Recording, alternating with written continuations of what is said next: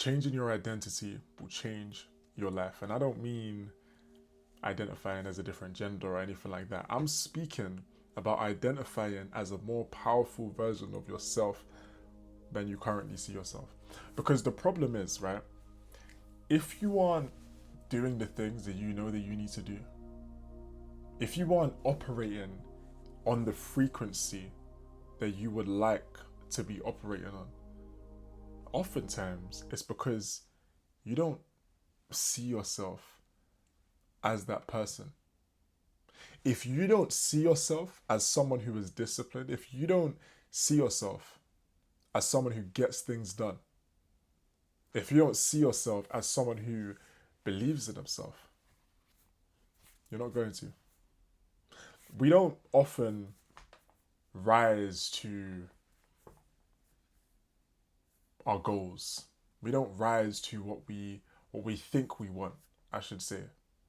We fall to what we think we deserve. And what we think we deserve a lot of the time is attached to the self view that we have, the self image that we have, how we see ourselves. Example, if you don't believe that you're that kind of person that's supposed to be making money, you don't believe that you're supposed to be making 2K a month, 3K a month, 5K a month, 10K a month, whatever's significant to you, 50K a month. You're not gonna hear, generally speaking, from what I've seen. But if now on the flip side, we're like, okay, you know what? I do believe that. I do believe that I'm going to be making 50K a month. And if we're going to have that belief, and it's not going to be a delusional belief, we're going to need to back it with, what kind of person do I need to be? What ways do I need to operate in order to actually make that a reality? Because once we start asking those questions, our reticular activating system gets to work, which is a part of the brain that looks for what we're expecting. So if we're expecting to win, if we're expecting to make more money, if we're expecting to have the six pack, to have more muscles or whatever it is for you, for your specific physique goal, if we're expecting these things, if we're expecting to show up as the best version of ourselves in our relationship, to have a loving relationship, a loving marriage, etc., we're going to see opportunities to do that. When we're outside walking, we're going to see that flower shop as an opportunity to buy flowers for Our Lady. Whereas on the flip side, if that's not the frequency you're operating on, if that's not the self-identity that you have of yourself of being a gentleman, you're going to walk past that flower store and you're going to be thinking, these people are in the way, move. That's all you're thinking. You're not thinking anything about that. It's not even a thought that comes to your head because you're on a different frequency. You're on a lower frequency. So let's raise the frequency and let's focus on who you actually want to identify as. Don't come to me telling me you identify as a different gender now. Yeah? But you can come to me telling me that you identify as someone who is worthy of success. You identify as someone who actually puts in work. You identify as a go-getter.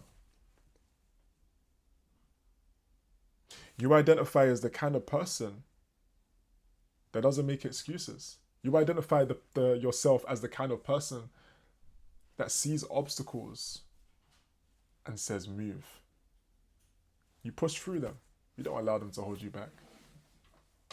Once you're operating from that identity, what do you think is going to happen? What's going to happen is you're going to start to do the things that you need to do in order to actually bring those results that are attached to that identity into the physical realm. Because at that point, they're already in the mind. They're already in the spiritual realm. It's just a matter of now putting in the physical inputs to allow that spiritual realm to exist in the physical one. It's not just a matter of, oh yeah, well now I see myself as a billionaire, so now I'm just going to be a billionaire. I don't think so. I think it's a matter of, okay, I see myself as a billionaire. Now that I see myself as a billionaire, I need to step up.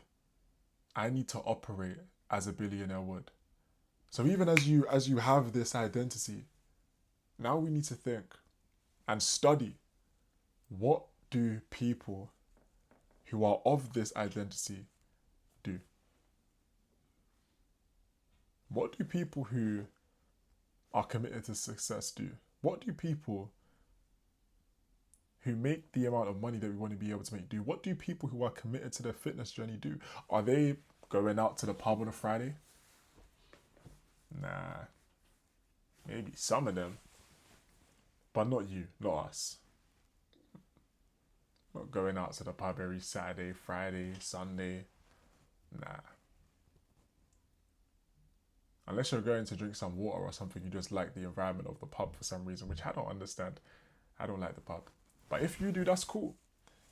But listen, you just gotta ask yourself, is the higher version of yourself who you want to identify, are they in these environments on a consistent basis?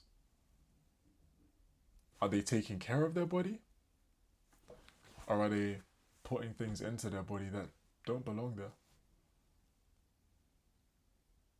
Are they abusing substances that they don't need to be abusing? Forget abusing, that they don't even need to be touching at all. Ask yourself again, what kind of person do I want to be? What kind of person do I want to identify as? And then you put in the steps to become that person on a daily basis. And remind yourself, because your current identity has got you to where you are now. So when you now just tell yourself, oh, you know what? I am a persistent person. I am the kind of person that pushes through challenges. I am the kind of person that is ambitious, etc. When you think like that, now all of a sudden, not now all of a sudden, my fault, my mind kind of went blank there. But what a lot of the time is going to happen is you're still going to go back to your original thought. You're still going to go back to where you are now. You're still going to go back to, but at the same time, it's kind of cold outside though. I don't know if I feel like doing a cold shower right now. You know what? I don't know if I'm feeling like going on this run right now, even though I committed to it. Whatever it is that you're committed to, like, those excuses that you've already been making are going to creep back up. So you have to remind yourself that that's no longer you. You're no longer the person that accepts those excuses. You decline them. You hear them and you say, nah, I declined. And then you move on.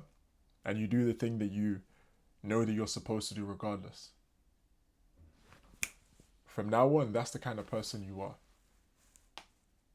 And in fact, what I want you to do is drop in the comments.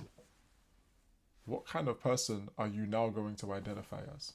What are the key attributes that you want to adopt that you're going to now start reminding yourself that you actually already are? And with that being said, subscribe for more videos and I'm going to catch you tomorrow. Drop a like if you liked this one as well. Have an amazing day.